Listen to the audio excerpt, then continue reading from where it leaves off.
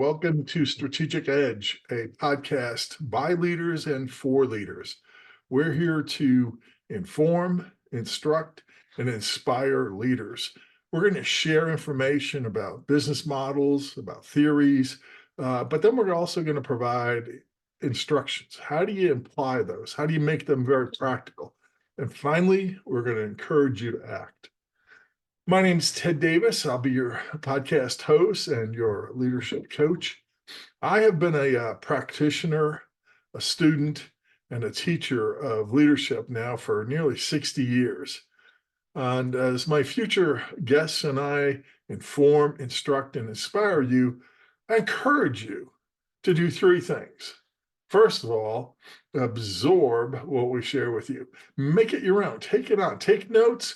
Make it your own thoughts. Make it part of what you now believe about leadership. Number two, reflect on it. What does it mean to you? What do we affirm that you're already doing? What ideas do you pick up about how to improve? And then thirdly, we want you to commit to an action plan so you can continue to move forward. So we want you to absorb, reflect, and commit. And with that, let's start today's podcast. Welcome, and I am so thrilled. I am absolutely honored and excited to introduce you to Al Landry. Al Landry and I have known each other for about 54 years now. We were cadets at West Point together. So we entered together in 1970. That's how old we are. We're old men. And then we were in sister companies. I was in Cadet Company H4. He was in Cadet Company I4. So our barracks were right next to each other. And then we were in a heck of a lot of classes together. So we've known each other that long. We graduated. I went off to infantry school. He went off to Air Defense Artillery School. And then we only got together spottingly at reunions or something like that. So Al, welcome. Thank you so much for joining me today. Well, Ted, again, thank you for the opportunity, one, to renew our friendship. Like you said, it's like Kenny Chesney says in song, it's been a minute. So it's 54 years, man. It's been a long time. And in fact, you and I served together at Fort Carson in 1975 and 76. Yes, sir. That's great. So, I've forgotten about that. So thank you for the opportunity to be a guest on your podcast and chat with you about some topics that are important to you and me. Well, let me also say that Al had 26 years on active duty. He was commanded a Patriot battalion within the 18th Airborne Corps, which is a wonderful thing to do. Like me, we were both veterans of Desert Shield, Desert Storms. Al's worked on a lot of neat things, the Task Force Falcon for NATO, peace support operations in Kosovo. And when he completed his active duty after 26 years, he went to work for Raytheon.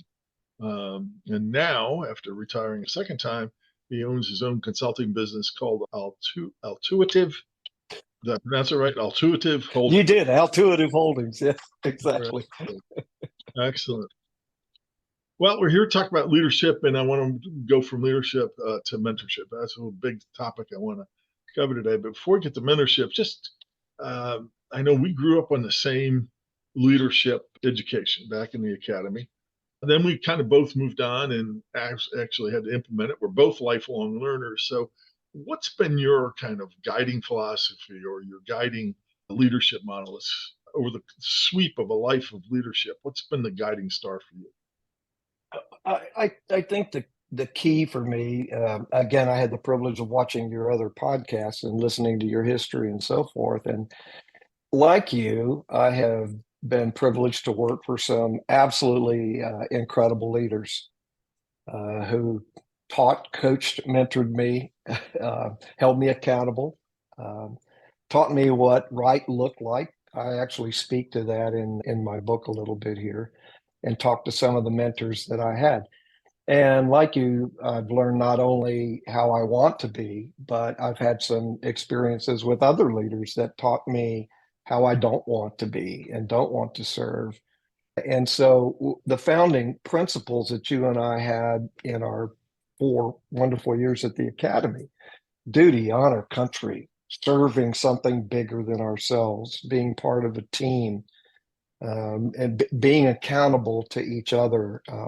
That's where it started. And then the thing that I think is so important to us is that we continue to evolve, we continue to grow, we continue to learn. And so I hope to be a better leader today than I was yesterday and the day before. And maybe we can get into some of those lessons learned along the way.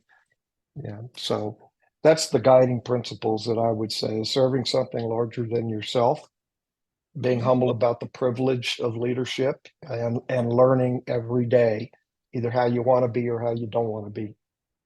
Wow, those are three incredible points. So wonderful career as a leader, and I'm sure you've influenced a lot of people.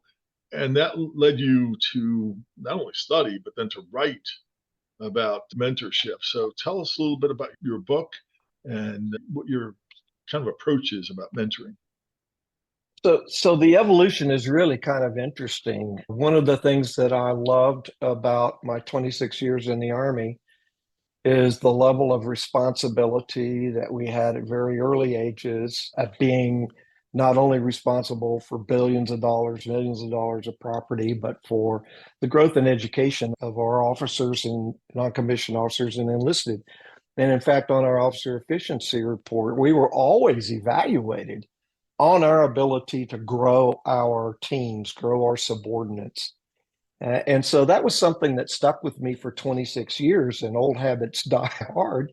When I retired in 2002 and went to work for Raytheon, I went from in the mid 90s commanding a battalion and deploying them back to the Middle East of between 600 and 650 soldiers to being an individual contributor at Raytheon. I was blown away that all the years of experience were put in an HR box like industry tends to do. Their HR departments build a rec, the rec is built around requirements, and that's who you are. And I'm like, no, you don't get it. That's not who I am. There's so much more to it. And so what happened, Ted, over the 10 years that I was privileged to work for this great company, and it's a fantastic company, their developmental models are a bit different. And so in this multi-generational workforce, we had Gen X, Gen Y, with Gen Z. We had baby boomers like me and you that were in there. And the thing that I saw was that mentoring was an option. Mentoring was an afterthought. Mentoring, the company carved out like the top 1%. They call them high pots, which I think does them and the company a disservice. Because my question was, that 1% would get the classes and the books and the access to the senior leaders. And I'm looking at all these other people and say, what about the other 99% of the organization? Who's growing them? How do they learn and how do they grow? And so working over time, and I got frustrated. And so rather than do nothing about it, I created a mentor group at Raytheon, and we would meet once a month. And we had an e-room. And by the time I left it about 7 years later and retired, we had over 75 people signed up for it. And once a month we'd gather and we would talk about important things and strategy and business development, life-work balance, not work-life balance. And there was no subject that we could not talk about. And there was this hunger and appetite for that. And as a strategist in the Army, I was a planner, a SAMS grad, and all that. I was looking at how do you create competitive advantage in an industry where there's so many wonderful companies? And the answer is in the people. You develop the people. And so I thought that we were missing the boat in not providing that level of mentorship. And so when I retired from Raytheon, Altuitive is a combination of intuitive and Al. So very clever, created the business and used that as my framework to write my first two books on mentoring, to give it back and to take workshops out to help fill that gap and that need. So the first book is Growing Mentoring Intelligence. Did I get that right? Actually, it's just Growing Mentor Intelligence, a field guide to mentoring.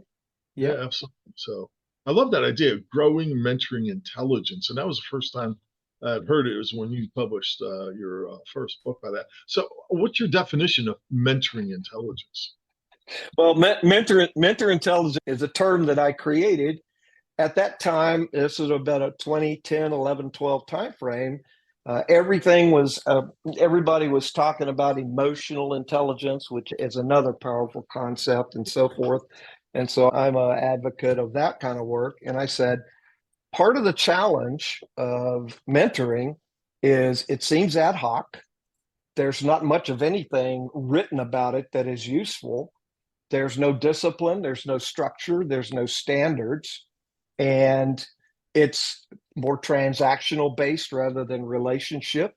And so I wanted to create something different, and I wanted to say that anyone. Okay, so I've got a personality where I love to be around people, and I'm loud and obnoxious. I'm an ENTJ on Myers-Briggs type indicator.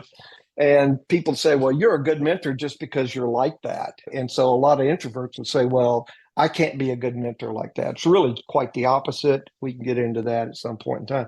But the fact of the matter is, I wanted to throw something together to say everybody has a right to be mentored, number one. And number two, everybody has a right to learn how to be a mentor. And we're going to call it mentor intelligence, which means we can grow it. We can create structure and discipline around it. We can have processes and procedures, not that they drive the train, but we can apply that in a relationship approach to mentoring. And that's why I called it mentor intelligence. I tried to copyright the term mentor intelligence. It did not exist. And you never want to try doing something like that with a bureau. It was expensive and not very productive.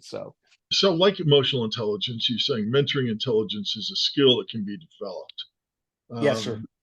What are the key elements? What makes a mentor? And then there's an intelligence there. I think when you use the word like emotional intelligence, means there's an emotion. Emotions have structure. That can be Yes. looked at and so forth. And then, like you, I love that study of emotional intelligence. I expand it to positive psychology. Wonderful stuff. But anyway, so it's that wonderful skill that you can develop. And so what are the elements? What makes or the skills that you're going to develop to be a mentor intelligent? Well, it starts with a foundation. And the foundation was, so what is it what problem is it I'm trying to solve? And the first foundational aspect of growing mentor intelligence was this notion that you and I learned at the Academy of the whole person concept, that each of us is a unique creation with unique gifts. And we have three components to our being. It's mind, body, and spirit. And so that's the foundational concept. And the reason that's so important is because I'm sure you heard it in your military stuff, and I heard it in industry as well. That's your work life, and you don't bring your personal life into that. And everybody that I saw doing that fractured themselves.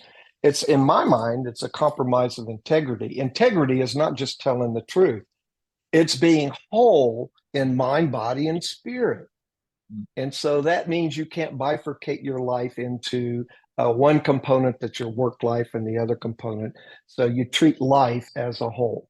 The second thing is that I felt like the challenge with too many mentor relationships that I had seen was this patronizing kind of thing where the senior vice president or colonel or general pulls in the captain or the major or the employee and says, if you'll just listen to me and do what I tell you to do, I'm going to make you a general, or I'm going to make you a director, or whatever.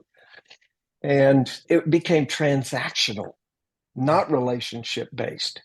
And so the mentor would give advice or guidance to the mentee.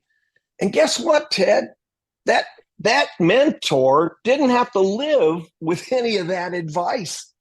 And so if they sold a bill of goods to the mentee and the mentee followed it, guess who's holding the bag? The mentee that was just trying to follow. So I said, baloney, let's stop that. We're going to create a process and a system that is query based on questions and relationship rather than transactions and seniority.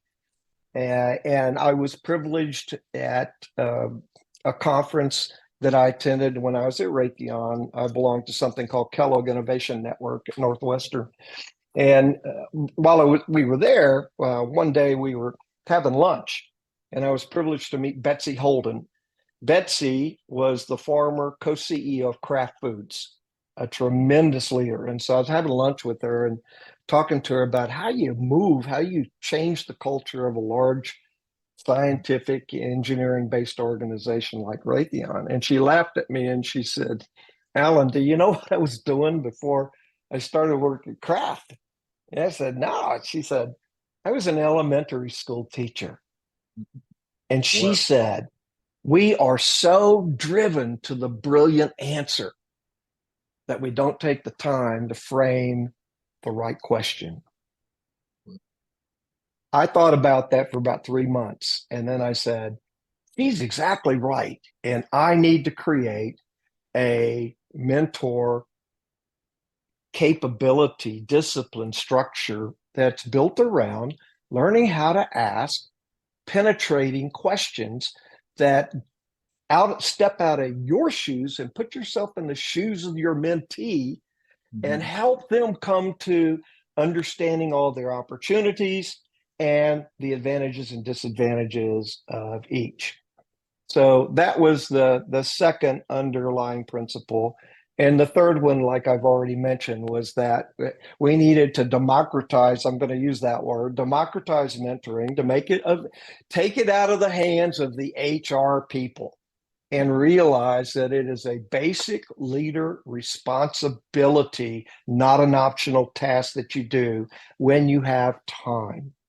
And so in my book, I talk to all of those kinds of things. And the point was to create hope in people that don't have mentors and hope in people that want to be mentors to help people grow their own ability. And I've been doing this now for quite some time. And there's a hunger and an appetite to grow people. Here's the thing that's interesting. When you invest yourself that way in another person's life, you create a lifelong relationship that defines your legacy. So there's a whole lot more to it. My presentations for mentor workshops are at least 90 minutes long. So there's a lot more behind the philosophy. I But will then have you. I will have you. the other thing that I did then is my oldest daughter, as we were talking at the beginning, she's an academic. And she said, Dad, your book's great. I love it. I love you. But that's for people that are in the corporate world. It's for people in the military. She said, what about people like us that are in academia? And we don't have that traditional structure. And so we sat down, and based on the feedback I had gotten from having the first book out, with the next year, she worked with me. We used the same structure on this book, but we made it a workbook so people could journal their answers to the core questions, and the whole process and structure and procedures that you're talking about now, and the special tools that I created for how we can grow. I mean, there's the Altuitive method. There's the steps right there. Yeah. And the cool thing too is I believe that we all have an obligation to take care of not just our generation, but the next one. Right. And so when I mentor people, the one thing I ask them to do is to pass it on. Well, you and I both know that we forget stuff. And so I don't remember what it was like a whole lot to be a lieutenant or captain, but I have a leadership book that I took. So when I was a battalion commander, I took notes, I journaled. And so that's another fundamental piece of document your journey. And now I've made it easy for them. Just write the answers in your book, and this becomes your journal, so that 10 years from now or 15 years from now, when you're the vice president of your own company, you can put yourself back at that time and space and mentor someone who's back where you were then rather than as you are now. Absolutely. I couldn't more endorse this idea of journaling, writing down your thoughts. Absolutely. If you can't write it down, maybe it's just me, because if I have a great thought, it's so lonely, it runs away. So I've got to capture it on paper. It's not going to return. But anyway, well, tell me a little bit about what do you see as the difference between coaching and mentoring? Is there a difference? And if so, what do you see? Yeah, it's a great question that I've had to deal with myself. Um, if you go online and you type in mentoring, so to figure out what coaching is, you kind of got to figure out what mentoring is to start with. And if you just Google it, you're going to find 5 billion. Google is going to spit out 5 billion things, and none of them are consistent. And yet, I've pulled out what I think are the core threads to it. That mentoring is about relationship, opportunity, and growth, where a mentor and mentee work together in a mutually supportive relationship to deal with all of life's challenges, work challenges, home challenges. It's more like life. Like I said earlier about integrity, if it affects your home life, it affects your work life, and vice versa. Okay, Absolutely. so coaching, do the same thing. Google coaching, and not only you're going to get 500 billion of them, there's a whole cottage industry that grew up over the last 15, 20 years around the notion of coaching. And I was a little jaded, to be honest with you, about the whole coaching thing for a couple of reasons that I'd share with you. Um, One is that my boss, who'll go nameless now, as vice president of business development at Raytheon in Tucson, all right, he was rough around the edges. And so the leadership of the company assigned executive coaches for him, executive leadership coaches. He bragged about how he fired 3 of them. And part of my experience with that is they mean well, but they pop in, they're consultants, they drop in an organization they don't live within. They don't live to see the impacts of their work. They get paid and then they go away.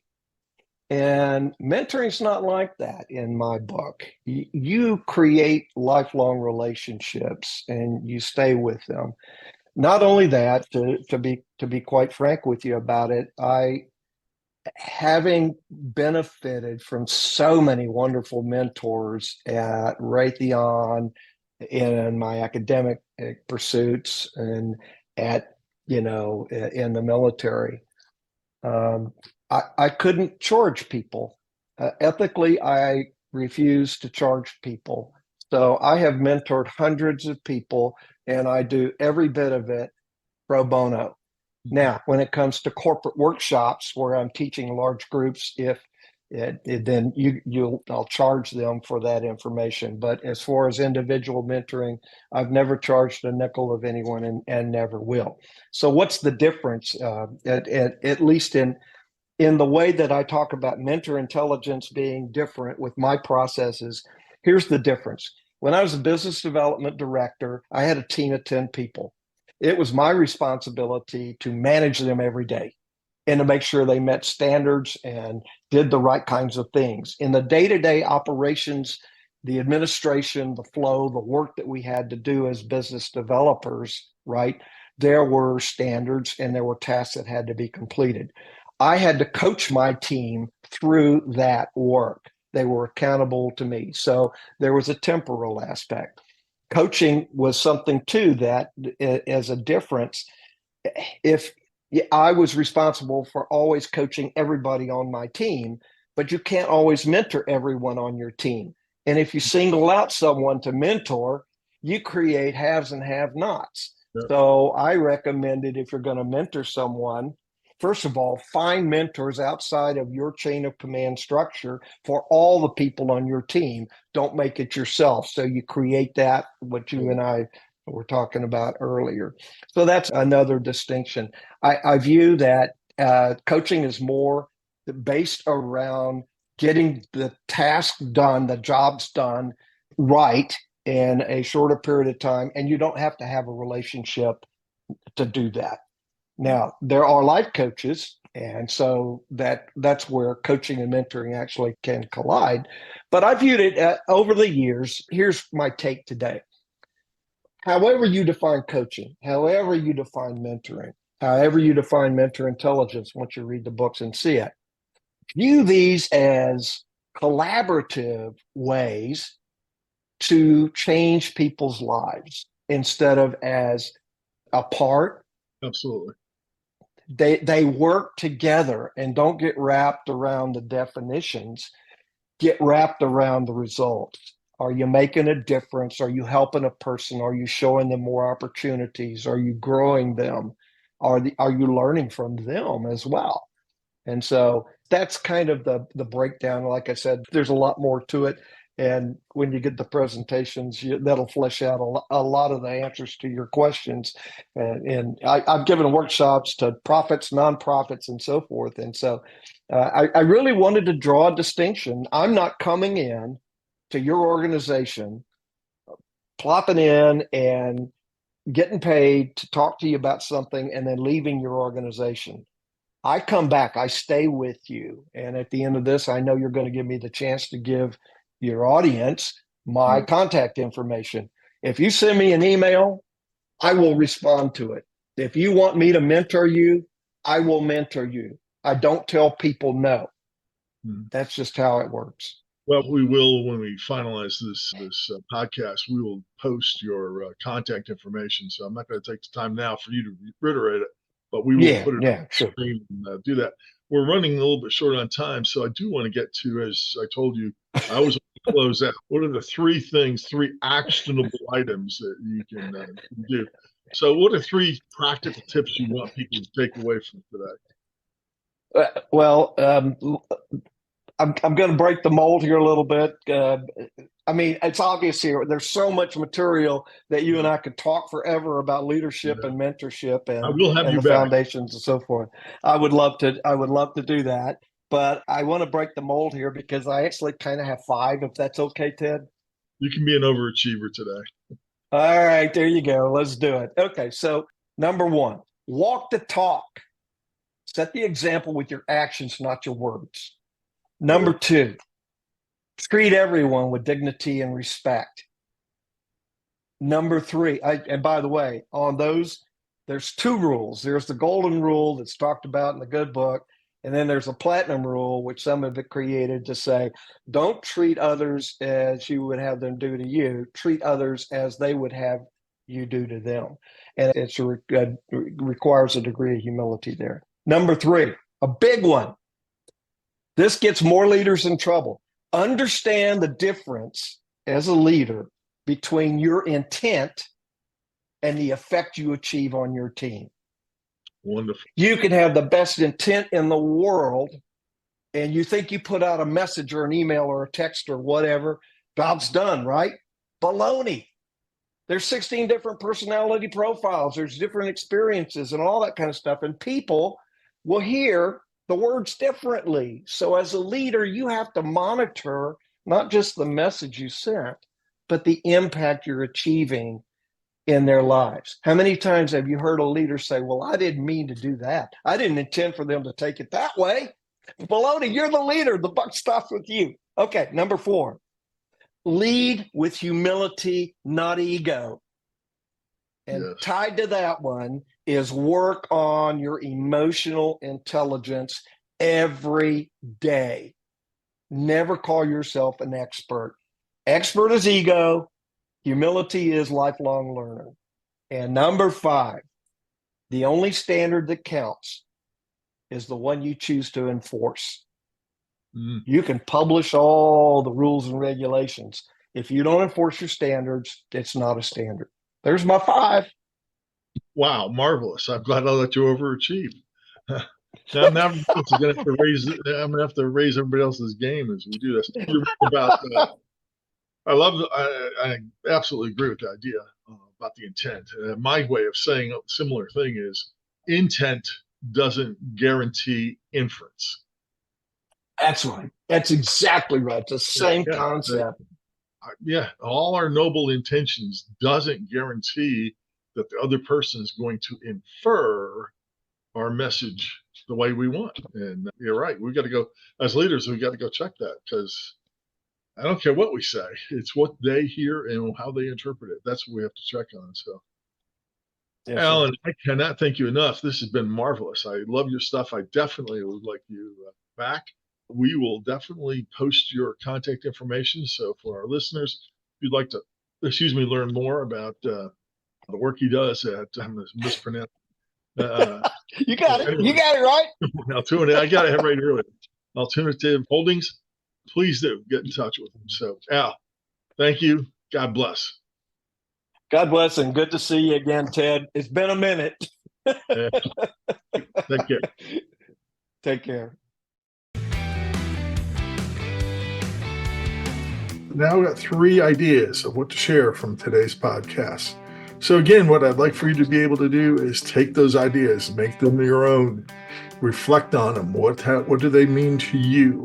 And then thirdly, commit to an action plan. Commit to actions that you can take to apply what we've talked about today. If you want help, if you want some ideas, if you want some accountability, please contact me. Contact me by sending me a text, 913-306-1499. Put podcast follow-up in the text message, and I'll get back to you within 24 hours. Thank you so much for listening today, and I'll see you on our next broadcast.